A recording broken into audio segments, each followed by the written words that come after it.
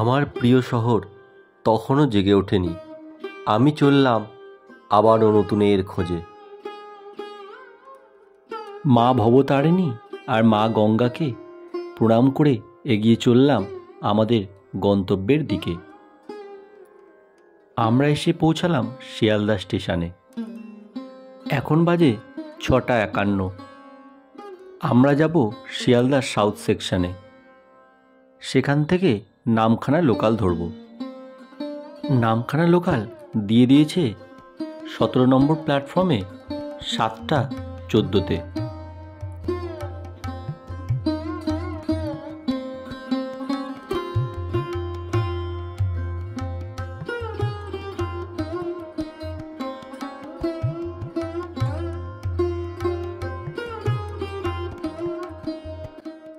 আমরা চলে এলাম শিয়ালদার সাউথ সেকশনে।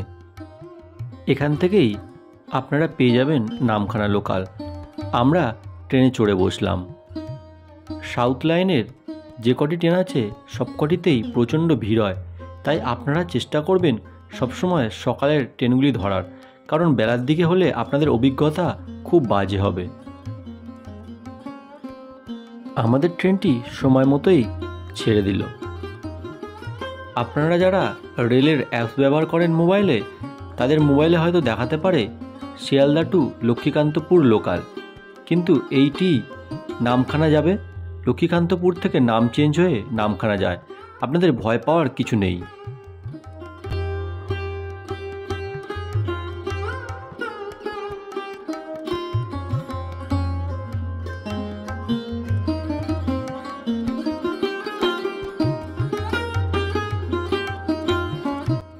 2 ঘন্টার পথ অতিক্রম করে আমাদের ট্রেন চলে এলো লক্ষ্মীকান্তপুর স্টেশনে।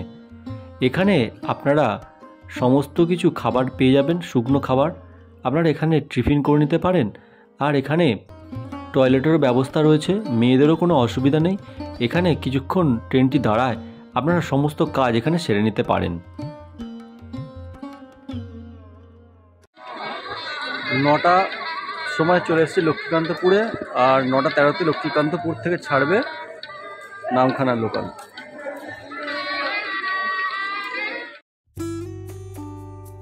ধোঁয়া ওঠা গরম চায়ে চুমুক দিয়ে 2 ঘন্টার ক্লান্তিটা লাঘব করে নিলাম।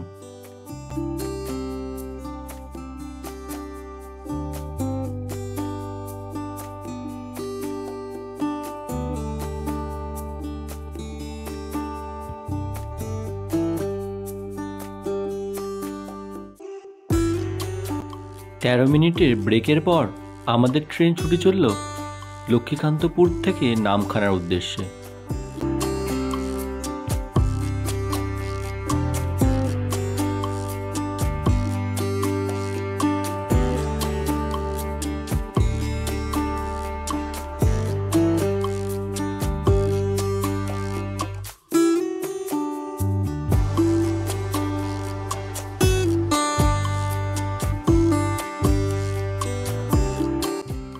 একেবারে সঠিক সময়ে আমাদের ট্রেন পৌঁছে গেল নামখানা প্ল্যাটফর্মে।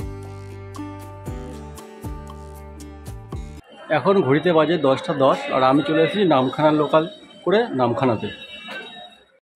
আগের বারে যখন নামখানা স্টেশনে এসেছিলাম, অপূর্ব লেগেছিল স্টেশন চত্বরের বাইরের এই সৌন্দর্য দেখে। দানার প্রভাবে কিছুটা নষ্ট হলেও এখনও অক্ষত রয়েছে এর সৌন্দর্য। এখানে আপনাদেরকে বলে রাখি, স্টেশনের বাইরে বেরিয়ে আপনারা যদি টোটো ধরেন, এখান থেকে টোটো ভাড়া অনেক টাকা পড়ে যায়। তাই পায়ে হেঁটে আপনারা মেন রাস্তা পর্যন্ত চলে আসুন। সেখান থেকে আপনাদের অনেকটাই কমে আপনারা পেয়ে যাবেন অটো, বাস বা টোটো। এই যে স্টেশন থেকে বেরিয়ে যে সোজা রাস্তাটি চলে যাচ্ছে, এই রাস্তা ধরে আসলেই আপনারা পেয়ে যাবেন মেন রাস্তা। এখানে সারি সারি পেয়ে যাবেন অটো, ম্যাজিক গাড়ি, বাস। সামনেই দেখতে পাচ্ছেন বাস রয়েছে। এই বাসটি যায় বকখালি, কাকদ্বীপ। আর এখান থেকে অটো ভাড়া নেয় 40 টাকা, বাস ভাড়া নেয় 30 টাকা, আর টোটো ভাড়া নেয় 60 টাকা। আপনারা অনায়াসেই পৌঁছে যেতে পারেন এখান থেকে মৌসুনী আইল্যান্ড, আর পৌঁছে যেতে পারেন বকখালি। আর আপনারা যারা এখান থেকে গঙ্গাসাগর যেতে চান, তারা লর্ড নাম্বার 8-এ গিয়ে ভেসেল ধরে চলে যেতে পারেন গঙ্গাসাগরে। আমরা এখন চললাম হাতানিয়া দোয়ানিয়া ব্রিজের ওপর দিয়ে। যখন এই ব্রিজটা ছিল না, সবাইকেই নদী পার হয়ে যেতে হতো। এই ব্রিজ হওয়ার ফলে অনেকটাই সময় এবং অর্থ বেঁচে যাচ্ছে মানুষের।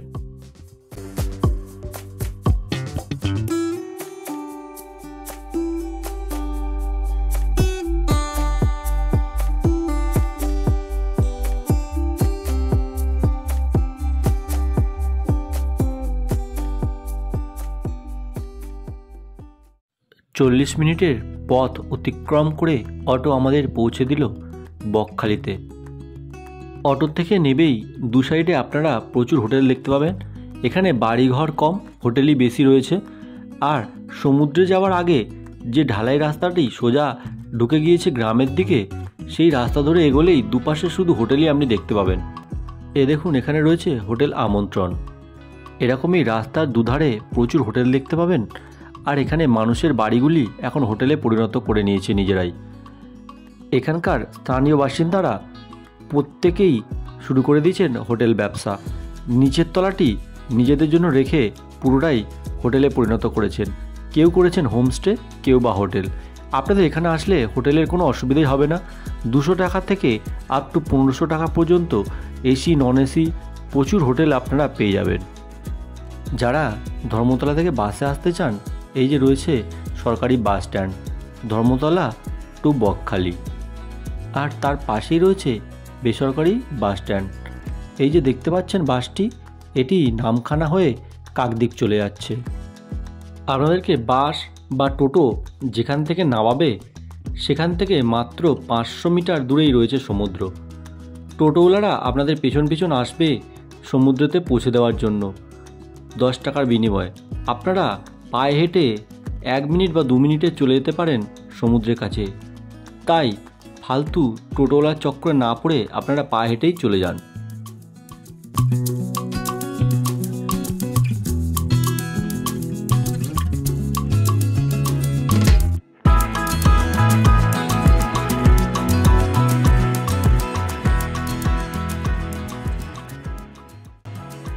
দীঘাতে গেলে আপনারা যেরকম সমুদ্র সৈকতের ঠিক আগে দেখতে পান দোকানের সারি, এখানেও ঠিক সেইভাবেই গড়ে তোলা হয়েছে।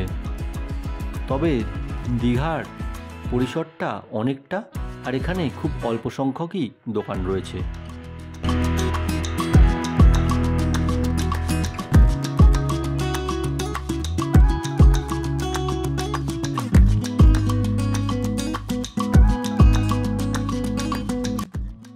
এই যে দূরের স্টলগুলো দেখছেন, এগুলি রাত্রিরে খোলা হয়। দিনের বেলা লোক সংখ্যা কম বলে এই স্টলগুলি খোলা হয় না। রাত্রিরে এখানে আলোয় সেজে ওঠে পুরো সি বিচটি।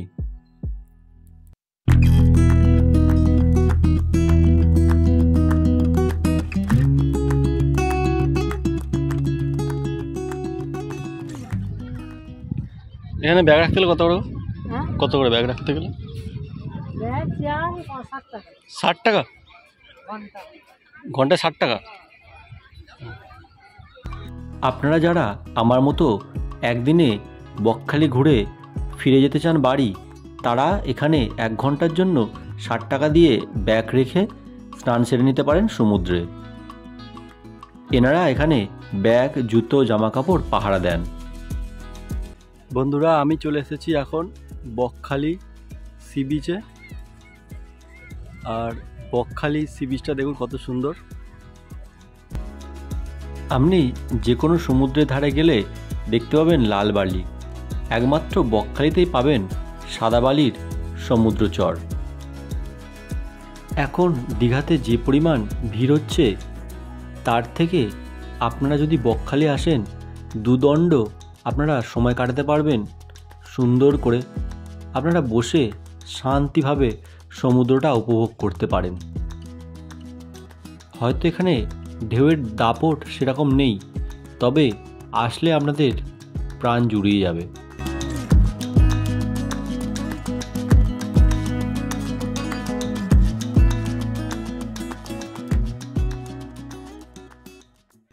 দীঘা, মন্দারমণি, এখন মানুষের এত ভিড়, তাই মানুষ একটু নিরিবিলির খোঁজে চলে আসছে বকখালিতে।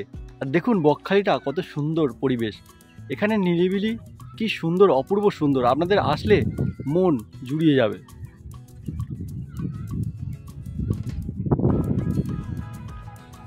মানুষজন আছে ওই দূরে, এখানে একদমই কেউই নেই, খুব সুন্দর পরিবেশ, ফাঁকা। আপনাদের আসলে খুবই ভালো লাগবে, শান্তশিষ্ট সমুদ্রের তীর, কলকাতার খুবই কাছে, এত সুন্দর সমুদ্র সৈকত, আপনাদের ভালো লাগবে। নিরিবিলি সমুদ্র সৈকত যদি আপনারা চান চলে আসুন বকখালিতে। সমুদ্রের এখন ভাটা চলছে, তাই দেখুন সমুদ্র এখন অনেকটা দূরে চলে গিয়েছে, সমুদ্রের জলটা এখন অনেকটা দূরে। আর সামনে যেটা দেখছেন এটা একটা খাড়ি মতো জল, আপনাদের ডিঙিয়ে তারপরে সমুদ্রের কাছে যেতে হবে। অনেকেই স্নান করছে, আগে কাদা ছিল কিন্তু এখন খুব সুন্দর, এখন সাদা বালি। একদিনের জন্য বকখালি পারফেক্ট ডেস্টিনেশন।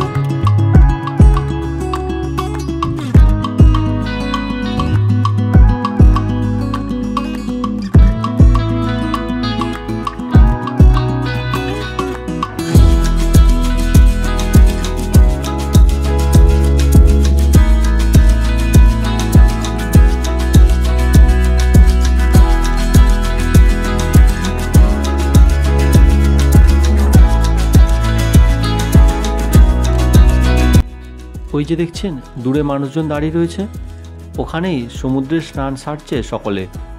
আর এখানে জল আসে বিকেল 3টের সময়, তখন জল একেবারে পুরো কিনারা অবধি চলে আসে। এছাড়াও আপনারা এখানে আসলে দেখতে পাবেন লাল কাঁকড়ার শাড়ি, আমাদেরও দর্শন হলো লাল কাঁকড়া।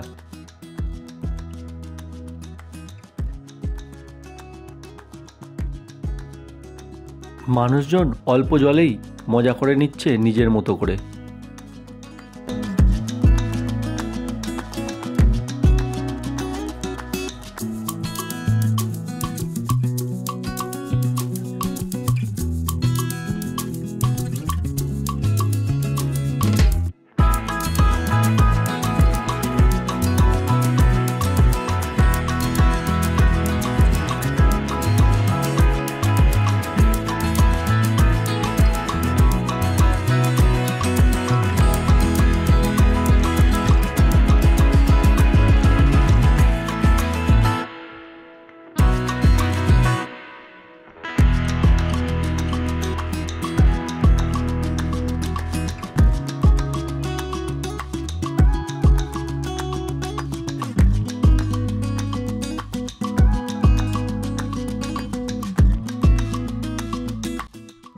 দানার প্রভাবে সবই লণ্ডভণ্ড হয়ে গিয়েছিল, তারই স্মৃতি এখনো জ্বলজ্বল করছে।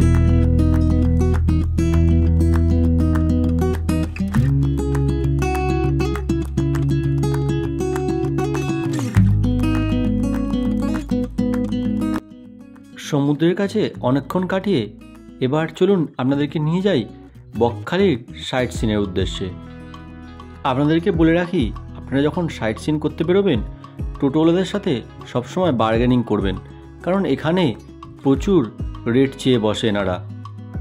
আর আপনারা একটু বার্গেনিং করার সাথে সাথেই এনাদের থেকে আপনারা অনেক কম রেটেই চলে যেতে পারবেন সাইট সিন করতে। আমি যে টোটোটি বুক করেছিলাম এনার নাম্বারটি আমি এখানে স্ক্রিনে দেখিয়ে দিলাম, আপনারা চাইলে এনার সাথে কন্ট্যাক্ট করতে পারেন। সমস্ত সাইট সিনের ডিটেলস আমার কাছে ইনি তুলে ধরেছিলেন, আর আমার কাছ থেকে সাইট সিনের দরুন 500 টাকা চেয়েছিলেন।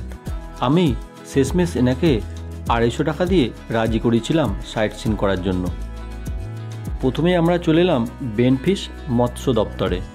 এখানে টিকিট ভাড়া 5 টাকা করে লাগে।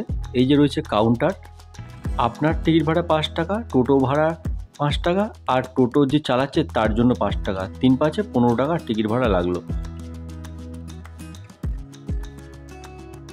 এখানে আরেকটি তথ্য আপনাদেরকে দিয়ে রাখি, যারা জম্বুদ্বীপ ঘুরতে যাবেন তাদের মাথাপিছু 150 টাকা করে লাগবে। আর ওই যে দেখতে পাচ্ছেন দাঁড়িয়ে রয়েছে লঞ্চগুলি, ওগুলোই আপনাদেরকে নিয়ে যাবে জম্বুদ্বীপে। 150 টাকা করে টিকিট ভাড়া, আর টোটো যে 1.5 ঘন্টা বা 2 ঘন্টা দাঁড়িয়ে থাকবে তার জন্য 200 টাকা টোটোওয়ালাকে দিতে হবে। এটি হলো এখানকার কন্ডিশন। আপনারা চাইলে জম্বুদ্বীপ ঘুরে আসতে পারেন।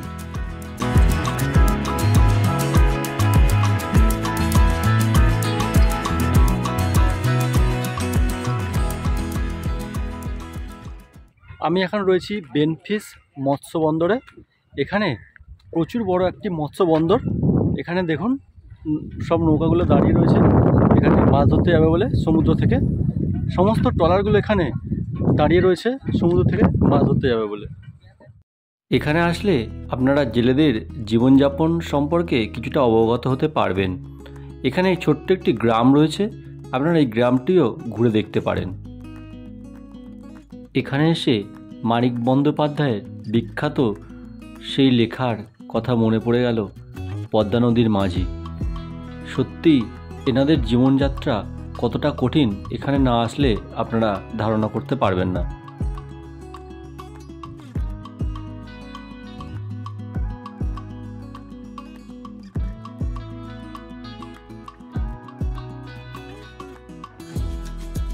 এখানে ট্রলারগুলিতে ভারতের পতাকা লাগানো রয়েছে, কারণ এখানে রয়েছে বাংলাদেশ বর্ডার, তাই এনারা একটা সীমানা পর্যন্তই মাছ ধরার পারমিশন পান।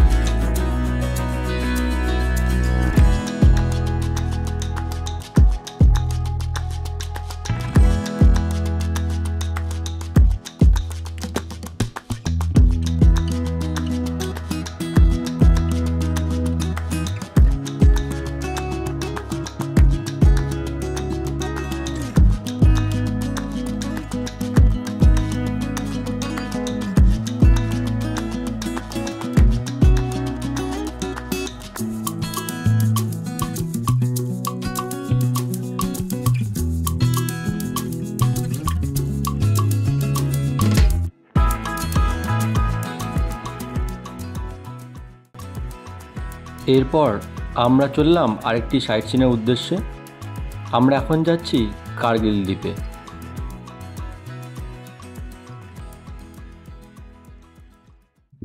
আমি চলে এসেছি কার্গিল দ্বীপে, আর এই দ্বীপ থেকে দেখা যায় মৌসুনি আইল্যান্ড, হেনরি আইল্যান্ড। তাই জন্য এই দ্বীপটি খুবই পপুলার, আর এখানে আপনারা এসে স্নানও সারতে পারবেন। এখানে সমুদ্রের জল একেবারে আপনার পায়ের কাছে চলে আসছে।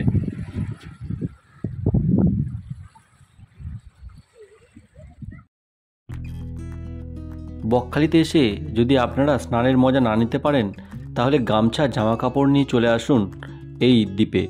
এখানে খুব সুন্দরভাবে স্নান সেরে নিতে পারেন, আর এখানে ঢেউও মোটামুটি রয়েছে।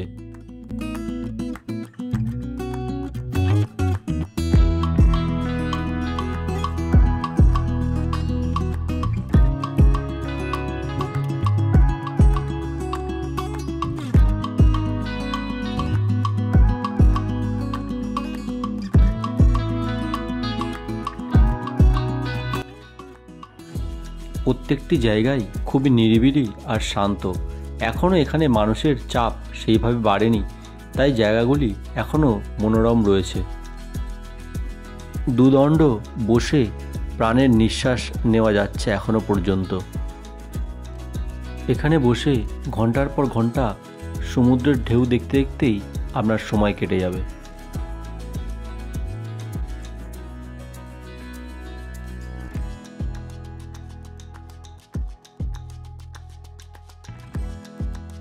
এরপর আমি চলে এলাম ফ্রেজারগঞ্জে, বিখ্যাত সেই ফ্রেজারগঞ্জ।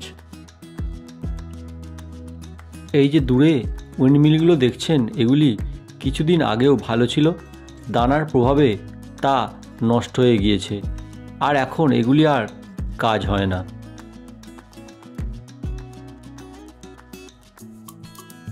আমি রয়েছি এখন ফ্রেজারগঞ্জ সি বিচে, আর দেখছেন এখানে ভাঙনের জন্য পুরো সমস্ত তছনছ হয়ে গিয়েছে। আবার নতুন করে সব কিছু কাজ চলছে, সমস্ত কিছুকে আবার সারানো চলছে। পুরো ভাঙনের জন্য পুরোটাই ধসে গিয়েছে দেখুন।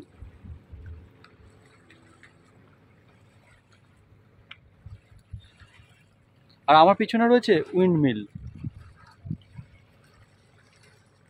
এখানে আসলে আপনারা দেখতে পাবেন উইন্ডমিল, আর দেখতে পাবেন মাছের যে ট্রলারগুলো রয়েছে সেগুলো কাছ থেকে আপনারা এখানে দেখতে পাবেন যে কীভাবে মাছ ধরছে।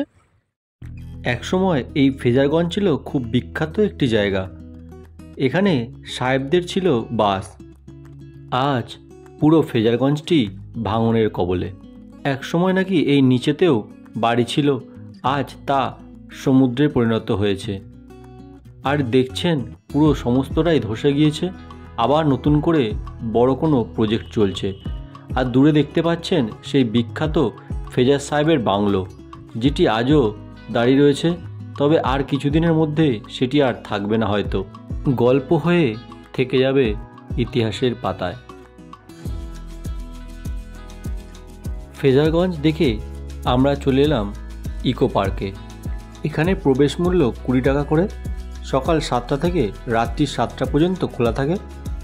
আর এখানে বাচ্চাদের আসলে খুবই ভালো লাগবে। এখানে গার্ডেন করা রয়েছে, এখানে নানান ধরনের স্ট্যাচু রয়েছে, দোলনা রয়েছে, আর পার্কের যাবতীয় ব্যবস্থাই এখানে রয়েছে। এখন অফ সিজন, তাই মানুষজনের ভিড়ও এখানে অল্প। আপনারা যারা বাচ্চা নিয়ে আসবেন তারা অবশ্যই এখানে ঘুরে যাবেন। বাচ্চাদের এখানে খুবই ভালো লাগবে। আপনাদেরকে আরেকটি তথ্য দিয়ে রাখি, আপনারা যখন বকখালি ঘুরতে আসবেন তখন একা আসলে এখানে রুম পাবেন না। প্রশাসন থেকে এখানে সম্পূর্ণভাবে নিষিদ্ধ করা হয়েছে একা রুম দেওয়ার জন্য। সমস্ত হোটেলেই 2 জনের বেশি আনলে তবেই আপনি রুম পাবেন, একা এখানে কোনো রুম পাবেন না। 2 জন মিলে আসলে আপনারা অনায়াসে রুম পেয়ে যাবেন। আমি যে দাদার টোটোতে করে গিয়েছিলাম সে দাদার সত্যি ব্যবহার খুব সুন্দর। আপনারা চাইলে এনার সাথে কন্ট্যাক্ট করে এখানে বকখালিতে আসলে এনার কন্ট্যাক্ট নাম্বারও আমি দিয়ে দিচ্ছি, ঘুরতে পারেন। অমায়িক ব্যবহার আর খুব সুন্দর কথাবার্তা। আপনাদেরকে দায়িত্ব নিয়ে খুব ভালোভাবে ঘোরাবে। বলুন একটু। আমার নাম দাদা অনুপ সর্দার। হ্যাঁ, আর একটু ফোন নাম্বারটা বলে দিন। 9547906660। ঠিক আছে, ধন্যবাদ আপনাকে অনেক। রাস্তার সামনে দেখতে পাচ্ছেন বিরিয়ানির হাঁড়ি। 100 টাকার বিনিময়ে দুপুরে পেট ভরে খেয়ে নিলাম চিকেন বিরিয়ানি। সাইট সিন করতে করতে দুপুর 3টে বেজে গিয়েছিল, তাই প্রচণ্ড খিদে পেয়ে গিয়েছে। দুপুরে লাঞ্চটা বিরিয়ানি দিয়ে সমাপ্ত করে বকখালিকে টাটা জানিয়ে বেরিয়ে গেলাম নামখানার উদ্দেশ্যে। যাবার সময় আর অটো না, এবারে চললাম বাসে করে। বাসটি দেখুন কত সুন্দর কমফোর্টেবল। দুপুরে খাওয়া দাওয়ার পরে ওই গুতোগুতি করে অটোতে যাওয়ার আর মন চাইল না, তাই বাসে করে চলে এলাম নামখানা। 40 মিনিটের মধ্যেই পৌঁছে দিল আমাদের বাস নামখানা স্টেশনে। এবারে বলি টিকিটের ভাড়া। শিয়ালদা থেকে নামখানা পর্যন্ত টিকিটের ভাড়া 25 টাকা করে, আর নামখানা থেকে অটোতে করে বকখালি পর্যন্ত টিকিটের ভাড়া 40 টাকা করে। তাহলে আপনারা মোটামুটি 65 টাকার মধ্যে কলকাতা থেকে বকখালি চলে আসতে পারেন। একদিনের মধ্যেই বকখালি ঘুরে সমস্ত সাইট সিন করে আবার ফিরে যেতে পারেন বাড়িতে। এইভাবে ঘুরলে আপনাদের হোটেল ভাড়াটা বেঁচে যাবে।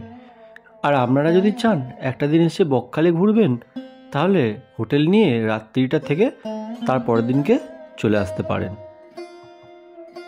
আজকের মতো এখানে শেষ করলাম। আবারও দেখা হবে নতুন কোনো ভিডিওতে, নতুন কোনো পথে।